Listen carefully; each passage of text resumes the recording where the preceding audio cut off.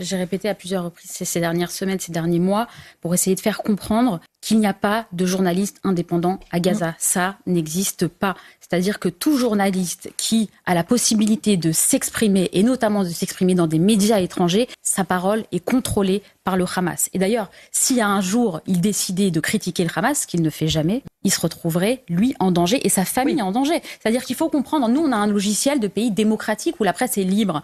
Mais enfin, Gaza, il faut comparer ça à la Chine et la Corée du Nord. C'est-à-dire que vous avez un pouvoir autoritaire, sanguinaire, qui fait régner la terreur dans sa population. Donc, par définition, l'information n'est pas libre. Mais j'ai envie de vous dire, moi, je ne condamne pas les journalistes qui sont les journalistes à Gaza qui ne sont pas libres et qui reprennent la propagande. Je suis effarée par la façon dont des journalistes dans des pays occidentaux, et notamment en France, eux ne sont pas en danger, reprennent cette propagande sans le moindre filtre. Vous savez, vous êtes journaliste, je suis journaliste, il y a beaucoup de journalistes peut-être qui nous écoutent, et on sait que la base du métier, c'est quand même le fait qu'une information doit être apportée si on a la possibilité soit de la vérifier, soit d'avoir plusieurs sources. Or, les informations qui émanent de Gaza, sur un terrain de guerre, il n'y a pas d'autres sources. Mais bien sûr, il n'y a pas de source qui soit neutre. Et vous avez tous les jours sur des grandes chaînes les chiffres des morts à Gaza qui sont repris tels quels, alors même qu'ils émanent du ministère de la Santé du Hamas, c'est-à-dire d'une organisation terroriste. Mais où est l'esprit critique? Où est l'éthique? Pourquoi est-ce que cette propagande